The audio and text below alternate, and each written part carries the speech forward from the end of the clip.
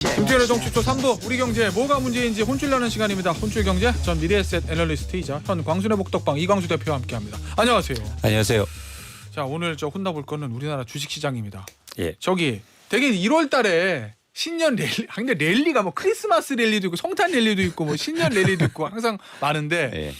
이거 1월에 원래 호황인 경우가 많다고 그러잖아요. 그렇죠. 근데 보니까 우리나라만 안 좋아요 지금? 기대감이 좀 작용되면서 뭐 미국이라든지 신흥국들도 좀 오르는 경우가 많은데요. 예. 근데 우리나라가 지금 주식시장이 굉장히 안 좋습니다. 그래서 22일 기준으로 해서 코스피가 6.9% 하락했는데요. 예. G20 중에서 중국하고 하위권 1, 2위를 지금 다투고 있습니다. 그래요. 아니 근데 일본은 좋다면서요? 근데 일본 주식시장이 좋다는 얘기를 제가 들어본 지가 별로 없어가지고. 일본이 들어본 지금 적이 없어요. 1990년 2월 이후로 최고치를 달성하고 있습니다. 잠깐만. 1990년 2월 이후라면은 잃어버린 30년이 시작되기 바로 전에 그렇죠. 일본 경제 막 버블 낄 때 버블. 그때 이후에 호황기면 그때 지수를 다 회복했다는 거예요. 그렇습니다. 그래서 거의 뭐 그때 지수를 거의 니케이가 회복했고요. 네. 그러다 보니까 이 일본 증시에 대한 관심이 굉장히 큰 거죠. 그래서 네. 극명하게 이제 대비가 되는 겁니다. 한국은 계속 다른 나라 오르는데 빠지고 있고 네. 일본은 오르니까 네. 그래서 두 증시가 비교되고 있는 그런 상황입니다. 아니 우리나라는 빠지는데 일본은 오르는 이유는 뭐예요? 일단 우리나라 빠지는 이유를 네. 먼저 알아야죠. 네. 그래서 우리나라가 빠지는 이유는 첫 번째는 중국이 안 좋아서라는 견해가 많아요.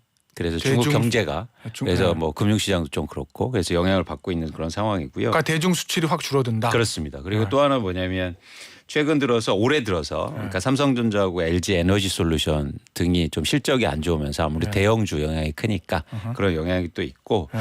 또 일본하고 비교되는 건 이제 지정학적인 불안 요인.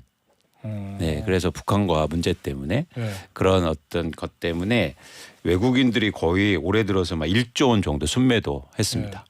그 일본은 왜요? 반대로 일본은 지금 특히 외국인들이 많이 사고 있는데요. 두 가지 정도 또 이유가 있어요. 첫 번째는 뭐냐면 최근에 이제 지진이 났잖아요. 네.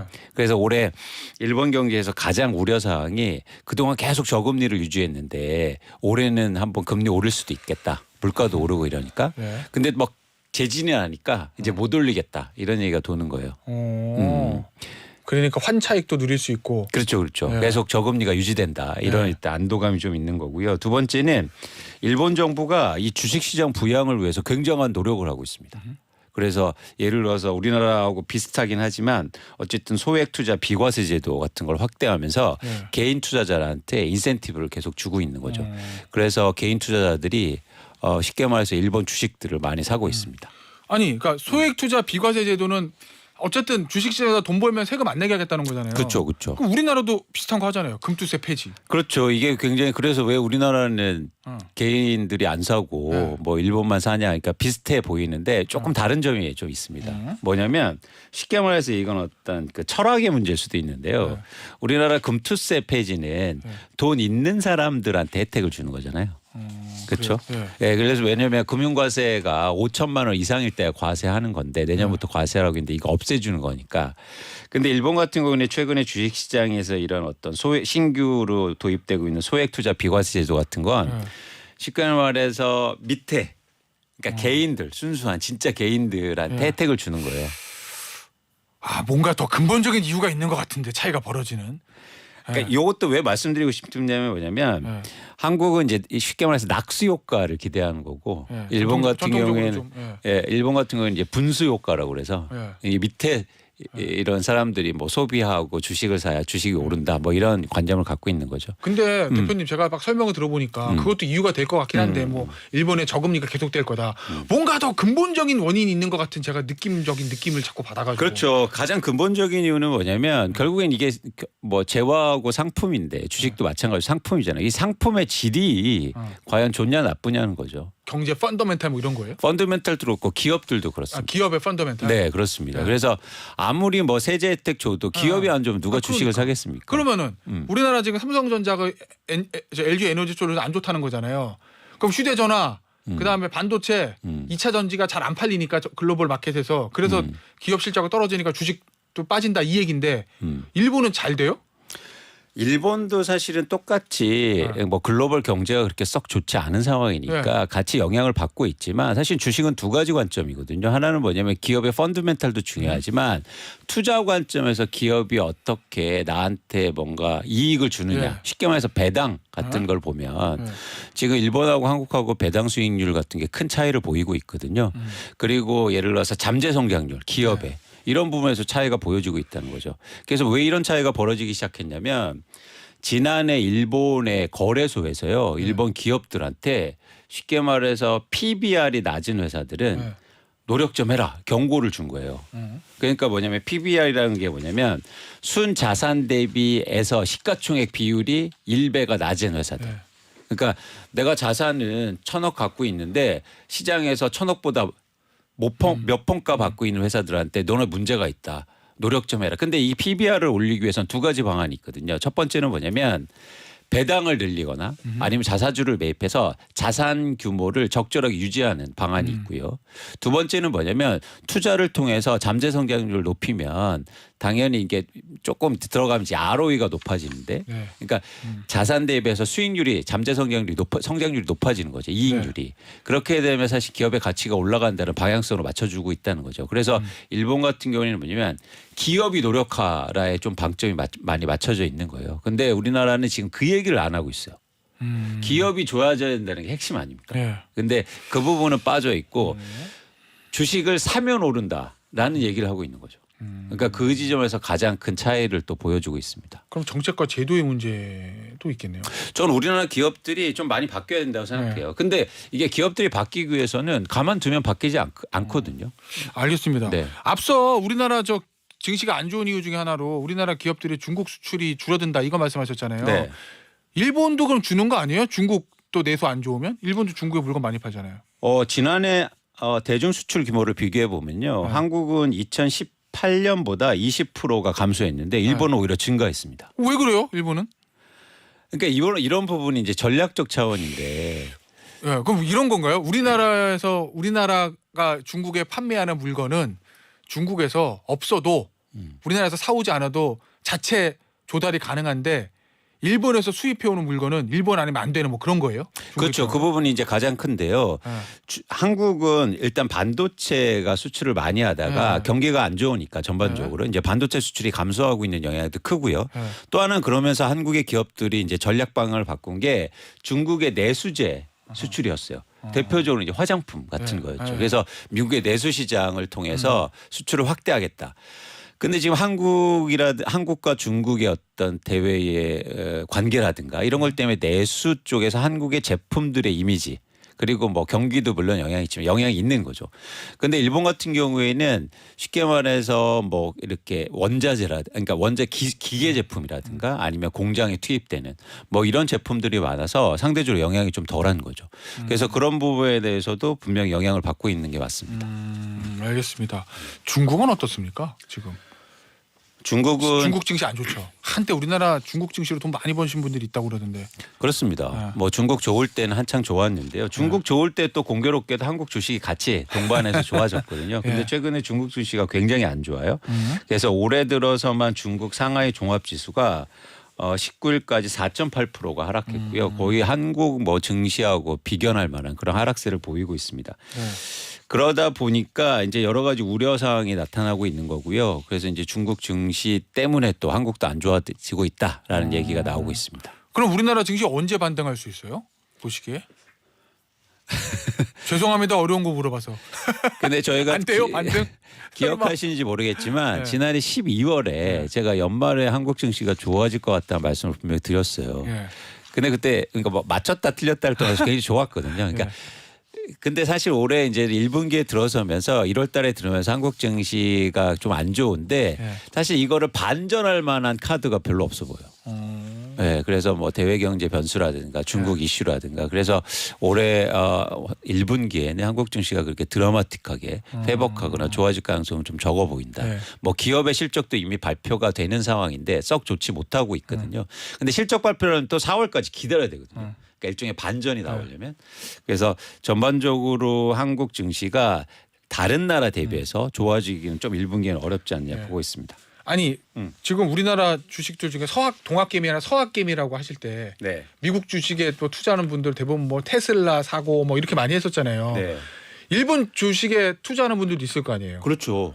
그럼 어디다 투자해야 돼요? 일본 개별 종목은 별로 아는 게 없는데 소니도 뭐 이런 거 사야 돼요? 토요타 이런 거 사야 돼요? 그러니까 저희가 그 우리나라 분들이 일본 네. 주식에 주식에 투자를 이렇게 많이 해오진 않았어서 좀 생소한 측면이 있거든요. 네. 그래서 요즘에 많이 투자하는 게 ETF를 통한 투자라든가 니케이 아니면 지수 기반으로 그렇습니다. 하는? 그다음에 뭐 펀드라든가 이런 네. 게 투자를 많이 하고 있고요. 네. 워낙 저 엔저 상황이어서 네. 그런 부분에 대해서 뭐 한국뿐만 아니라 중국 분들도 일본 주식을 굉장히 많이 사고 있는 그런 상황. 최소 환차익 가지고로도 어느 정도 돈 벌 수 있다 이렇게 그렇습니다. 보시는구나. 그렇습니다. 네. 알겠습니다. 자, 부동산 얘기 좀 해볼게요. 오는 2월부터 스트레스 DSR 요 제도가 순차적으로 시행된다는데 이게 뭐예요? 그러니까 그동안은 DSR을 적용받았는데요. 네. 이게 서비스 레이시오라고 그래서 총 부채 원리금 상환 비율. 그렇죠. 내 소득 대비해서 네. 그걸 적용받았는데 여기에 스트레스가 하나 붙은 거죠. 그래서 이걸 좀 강화하겠다라는 건데 왜냐하면 금리의 변동성이 크다 보니까 쉽게 말해서 그냥 지금 상황에서 금리를 적용하면 상대적으로 소득 대비해서 이 대출 규제가 잘 안 되는 거죠. 네. 그래서 스트레스를 하나 더 적용시켜서 금리가 올라갈 거를 대비해서 이런 부에서 약간 그러니까 쉽게 말해서 대출이 줄어들 수 있습니다. 스트레스를 적용받으면. 그러면 그 얘기는 저금리가 기조가 유지되니까 대출이 늘어날 수도 있고 가계부채 부담 올 수 있다라는 우려가 있었잖아요. 그렇죠. 그걸 막기 위해서 그렇죠. 그래서 지금 저금리지만 고금리 때를 가정하고 고금리가 또 될 수도 있으니까. 그래서 금리의 변동성에 대해서 네. 미리 대출 규모를 좀 줄여보겠다. 이런 정책 당국의 목적이 있습니다. 그럼 대출을 옥죄겠다는 건데 그렇습니다. 순서가 있을 거 아니에요. 그거를 한 번에 다 옥죄 아니면 주택담보대출부터 하고 나중에 신용대출하고 뭐 이렇게 가는 거예요? 단계적으로? 일단 주택담보대출이 핵심이고요. 네. 거기에서 지금 대출이 계속 증가하고 있으니까 주택담보대출을 받을 때 네. 이제 스트레스 DSR을 적용해서 아무래도 이제 주택담보대출 받을 때 금액이 크잖아요. 네. 그러니까 훨씬 더 영향이 큰 거죠. 그래서 타겟은 주택담보대출에 좀 있습니다. 자 그러면은 그거 하고 나서 신용대출한다는 건데 네. 그럼 이거 도입되면 대출 가능 금액은 얼마나 줄여요? 아주 쉽게 말씀드리면 연봉 1억 원 기준으로 해서 대출 한도가 6억 원이었거든요. 지금 DSR을 적용하면. 근데 스트레스 DSR을 적용하면 1억 원 감소합니다. 그럼 좀 규모가 큰 거죠. 영향이 있을 수 있죠.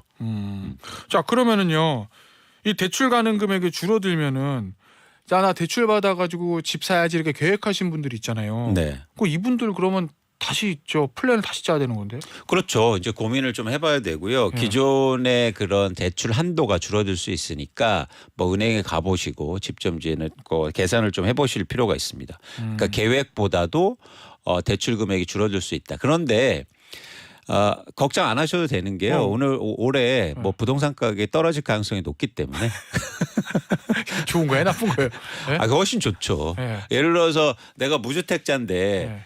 그 주택 가격은 안 빠지고 대출을 많이 받는 것보다 네. 금액이 떨어져서 네. 사실 대출을 조금 받는 게 훨씬 나은 거죠. 그게 당연하죠. 빚 덜 내고 싸게 그렇습니다. 사면. 그렇습니다. 그래서 여러분 너무 막 화내시고 대출 나 조금 해주는데 이러실 필요 없다. 이거 무주택자분들이 실수요자분들이 그렇죠. 모아둔 돈에다가 대출 받아서 집 살 때는 별 실질적인 영향은 없을 거다. 뭐 부동산 가격이 떨어질 거기 때문에 그러니까 이 부분이 진짜 아이러니한 거예요. 뭐냐면 대출을 규제하면 집값은 떨어집니다. 대출. 예, 그렇죠. 일반적으로 그렇잖아요. 근데 대출이 떨어진다고 해서 나 대출 조금 받아야지라고 해서 화내는 건 일시적이라는 거예요. 좀 더 근본적으로 집값이 떨어지는 게 무주택자분들은 훨씬 좋은 거잖아요. 네. 그렇죠. 그렇겠죠. 그래서 사실 대출 규제는 뭐 그렇게 무주택자분한테 나쁜 건 아니다라는 말씀을 드리고 싶네요. 알겠습니다. 이거 이 스트레스 DSR이 결국 이제 가계 대출이 확 늘어나는 거라 막고자 뭐 이런 거잖아요. 네. 근데 이게 예외도 있어요? 보니까 뭐 신생아 특례 대출 해당되지 않는다 뭐 이런 그렇죠. 얘기던데. 뭐 신생아 대표적으로 이제 신생아 특례 대출이 올해 27조 원 정도 풀리는데 이건 이제 DSR 적용이 안 되고요. 그리고 전세담보 대출도 지금 고려하고 있고 하는데 아직까지 적용이 안 됩니다. 그래서 일반적으로 대출 규제를 이렇게 함에도 불구하고 뭐 신생아 특례 대출이라든지 정책 대출이 시장에서는 DSR 규제를 안 받는 거죠. 그래서 이제 논란이 있는 거죠. 대출 규제를 가계부채가 너무 높기 때문에 대출 규제를 하는 하는데 정책 대출이나 이런 부분이 많이 풀리는 거 아니냐. 그래서 결국에는 이게 시장에서 실제로 영향을 미칠 수 있냐 이런 논란이 좀 있는 거고요. 저희가 이런 가계 대출이나 가계 부채 문제에 대해서는 좀 논의할 필요가 있어요. 왜냐하면 이제 대출 규제라는 게 대표적으로 이제 어떻게 전개가 돼 있냐면 LTV가 있었고 네. 기억하시면 이게 론투 밸류라고 그래서 네. 쉽게 말해서 내 신용 상태하고 상관없이 그냥 집 살 때 그 집값의 기준에서 대출을 해줬어요. 우리나라는 그랬어요.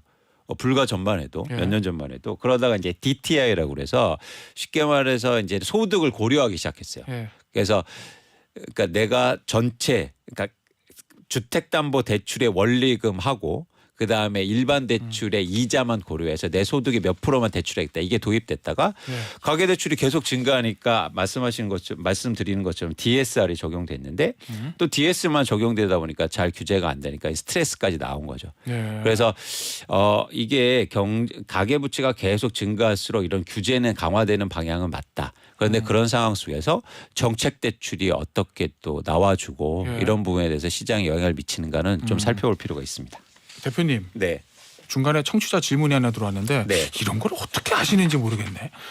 앞서 중국 증시 말씀하셨는데 네. 중국의 악재들 중에서 뭐 그림자 금융 때문이다 뭐 이런 얘기를 제가 얼핏 봤는데 그림자 금융이 뭐예요?라고 청취자분이 질문을 주셨거든요. 최근에 그러니까 지난해부터 좀 문제가 됐었는데요. 그러니까 자산운용사들이나 금융기관들이 네. 그 부동산 대출을 굉장히 많이 늘렸어요. 중국 뭐 부동산 한때 뭐 호황이었으니까. 그렇죠. 그래서 시행사들이 이제 헝다라든가 이제 망하고 헝다. 막 네. 부채가 늘어나서 망했잖아요. 네. 근데 여기서 가장 큰 역할을 한 게 그림자 금융입니다. 그러면 그거는 안 잡히는 공식 통계 안 잡히는 부채라는 거예요? 그렇죠. 쉽게 말하면 뭐 사채 네. 이런 게 대표적인 이제 그림자 금융이잖아요. 그래서 네. 우리로 말하면 옛날에 개 이런 거요. 동네에서 네. 그거 금융기관에서 안 잡히잖아요. 그렇죠. 근데 우리 개 사기라고 하나요? 하여튼 이런 거 많았잖아요. 많았죠. 뭐 한 50명에서 동네 분들이 또 벌써 1순위 먼저 받고 예. 뭐 2순위 받고 이러는데 1순위가 갑자기 받고 도망가고. 그러면요 예를 들면 말씀하시죠. 근데 이런 걸 통틀어서 이제 그림자 금융이라고 하는데. 그럼 예를 들면 이런 거예요. 우리나라가 예전에 이제 지금은 아니겠지만 옛날에 뭐 기업들도 명동 사채 시장에 돈 많이 빌렸다 그러잖아요. 그렇죠. 그러면 장부상에 나타나는 기업의 빚은 100억인데 그렇죠. 알고 봤더니 이거는 금융기관 빚만 100억이고 명동 사채 시장에서 50억 더 땡겼어. 뭐 이런 거. 훨씬 큰 거죠. 그러니까 중국에서 지금 금융이 계속 발전하는 단계이기 때문에 네. 똑같이 그런 그림자 금융, 일종의 사적 금융이 존재하는 거예요. 근데 그런 시장이 크다 보니까 그런 네. 금융시장이 너무 큰 거죠. 중국 같은 게 뭐가 특별히 문제가 되냐면 네. 개인들한테 내가 쉽게 말해서 고금리의 상품이 있어. 네. 그래서 상품 가입을 시킨 거예요. 네. 근데 이제 금융당국에서 통제가 안 되는 거죠. 네. 일종의 사채 같은 거니까. 그래서 그거를 이제 부동산 회사들한테 갚아준 겁니다. 네. 그러니까 꺼준 겁니다. 네. 근데 이게 부동산에서 문제가 생기니까 이게 보이지 않는 그런 부실, 부채, 비율 뭐 이런 것들이 문제가 되게 커지고 있는 거죠. 아 그래서 헝다그룹 파산 한 해 만에 했을 때 글로벌 시장에서 저기서 공식 발표는 저 빚지 채무가 저거만 있는 게 맞아라고 있는 게 거기서 나오는 거군요. 그렇습니다. 근데 말씀드린 최근에 이제 중추그룹이라고 이제 파산 절차에 들어갔는데요. 이 그룹이 이제 그룹자금에서 가장 큰 회사라고 알려져 있거든요. 그래요? 근데 저는 이 부분이 불가피할 수도 있고 사실은 필요하다고 봐요. 어떤 점? 이런 것들이 자꾸 문제가 돼야. 사실 불확실성을 제거한다 이거가? 그렇죠, 그렇죠. 그래서 사실은 이런 말씀드리기가 좀 빠르긴 하지만 네. 저는 사실 중국 시장을 관심 있게 보고 있습니다. 어떤 점에서요? 와그장창 빠질 거다. 한번 그때 들어가라. 뭐 이런. 지금 이미 빠져 있고, 빠져 있죠. 그리고 이제 더 빠질 수도 있는데 네. 계속 관심을 가지셔야 된다. 그러니까 우리가 투자를 할 때 뭐냐면 지금 제가 솔직히 말씀드렸어요. 일본이 이렇게 엄청나게 올랐는데 일본을 투자할 거냐? 30년 만에 이렇게 올랐는데요. 네. 근데 중국은 지금 엄청나게 빠져 있잖아요. 네. 근데 지금 앞으로 투자를 고민할 때는 중국 공부를 좀 할 필요가 있지 않느냐. 그러니까 사자는 말씀을 드리는 게 아니에요. 네. 그러니까 그런 관점의 어떤 생각도 필요하다는 거죠. 근데 그런 중국의 변화 관점에서 이런 리스크가 자꾸 노출되고 네. 이런 것들이 시장에 반영되는 게 네. 저는 의미가 있다고 보고 있는 거예요. 그러면 그 말씀은 중국의 그림자 금융 이런 게 있으니까 불안하잖아요. 네. 쟤네들 뭐 더 있는 거 아니야? 근데 이 리스크가 자꾸 나와서 불확실성이 해소되고 그림자 금융 터져 와그장창창 빠지면 그렇죠. 더 이상 리스크는 없으니까 그렇죠. 그때 들어가도 된다. 그렇죠. 우리가 중국 좋았을 때 그러니까 반대도 이렇게 하잖아. 우리가 뭐 홍콩 H주스 이거 계속 얘기하는 게 그때가 중국이 가장 좋았을 때거든요. 예. 그때 맨날 무슨 얘기하면 지금 일본하고 비슷한 얘기를 했어요. 예. 중국 이제 엄청 좋아진다. 미국 압도한다. 그런데 그 시기로 지금 뭐 반토막 났잖아요. 네. 근데 그런처럼 여러분들이 조금 역발상에 대한 생각을 하실 필요가 있어요. 알겠습니다. 오늘 저 혼출 경제는요. 여기서 마무리하도록 할게요. 그 그림자 금융 저 청취자분들 그냥 질문 주신 건데 그냥 이 얘기로 너무 재밌는 얘기를 해버렸네. 알겠습니다. 중국이 더 빠질 때까지 좀 기다리라는 우리 이광수 대표의 이야기였습니다. 관심 갖고 보자. 예, 알겠습니다. 여기서 마무리하죠. 미래에셋 전 미래에셋 애널리스트 광순의 복덕방 대표 이광수 대표였습니다. 감사합니다. 고맙습니다.